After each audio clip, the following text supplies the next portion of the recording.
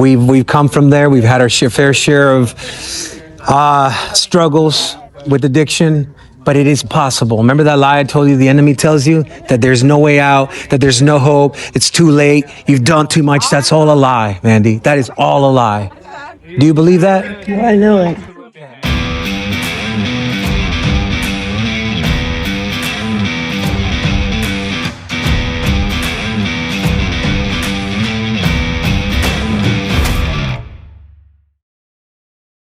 Hey everybody, this is Jorge Flores once again.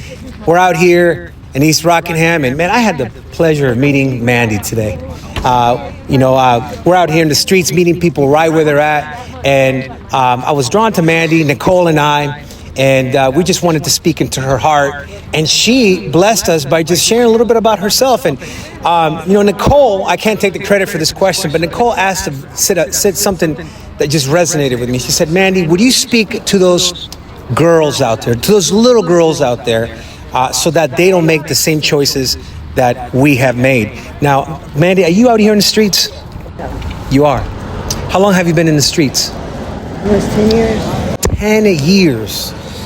If you were to tell something, if you were to say something to those little girls watching, to any of the girls here in the United States or anywhere in the world, what would you say to them?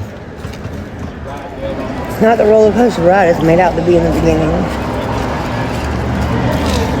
How? It gets real and it gets real fast. Say that again? Shit gets real and it gets real fast. Yeah. There's no going back. I just want to speak to your heart real quick. It may seem like there is no going back, but there is, right?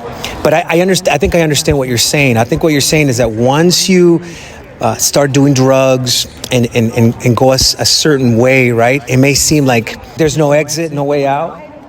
It gets going too fast. And you just get tunnel vision. And then one day you wake up and it's all about just not being sick. It's not even about the fun of being high or friends or anything. So everything keeps getting stolen. And you always end up all alone. You always end up all alone. You always end up all alone. Sick. Why do you think you end up alone? Why do you think people end up alone? Because everybody chooses the dope. So what I'm hearing is that there's no loyalty in the streets? No more. There ain't no code. There's no love in the streets? No code to it no more. No, there's no rules. Everybody just does what they want. I understand what you're saying. You know what my honest opinion is? I don't think there was ever a code. I remember growing up in the 90s, listening to Dr. Dre and Snoop Dogg and him talking about the streets and this and that. I just don't think that the streets have ever been loyal to anybody. The streets is loyal to the streets. Is there anything we can do to help you? You expressed interest in going and seeing family. Is there anything that we can do to connect you to your family? Gonna go to detox. You are gonna go? When? Tonight? Either tonight or tomorrow. Let's do it tonight. I know I gotta get a hold of my mom or my dad first.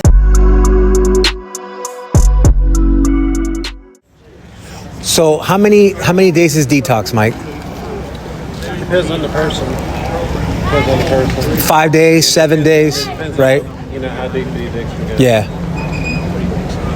We could start that process tonight, and next thing you know, you can make some contact with your folks, with your dad, and God can open up that door. What do you say, Mandy? You want to go to detox? Right now it's all Facebook, so I have to have my phone, and that's one of the first things they take in detox. I'm sure that they probably allow you to send a message, or if you left us with your dad's phone number. What they can do. That's what I gotta get first. Up there they don't have phones. There's no service. There's no cell phone service up there. They don't have cell phones. Are they up in the hills? Yeah, really? Okay. Well, I'll tell you what. Mike and I, we're going to pray with you.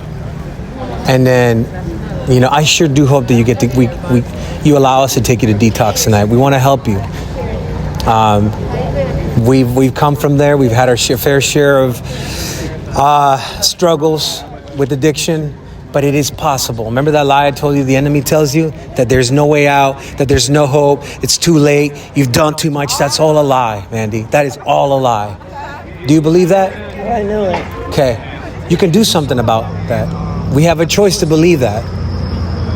And I tell you, were you going to say something, Mike? What they'll do is they'll give you, there's a release form that you'll sign, and it'll give you'll authorize them to allow a place of grace to make contact. They'll make contact with us when your treatment's done. That way somebody can come get you.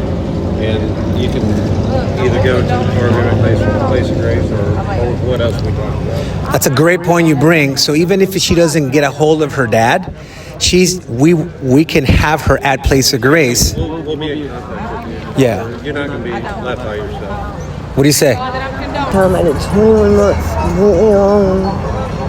Got out and was 5.5 hours away from everybody and everything I knew. And didn't have nobody. That's tough. It's tough when you don't have anybody to lean on. It's one of the worst things about the street. You have nobody. Give me 2 seconds. Well, we can make those days go away. So she wants to go to detox, but she feels she needs to contact Daddy. First I said, go to detox. When you leave I need to detox, let him know that I found a way to make it happen. Let me tell you something, what you just did. You taking that step forward, Cal's going tonight too. You just started a whole chain reaction right here. Anything that you want your father. So. I am so proud of you for taking that step, because not only are you affecting your life, you are absolutely affecting other people around you. He doesn't want to be on camera right now. Mila wants to give you a hug. We are so proud of you.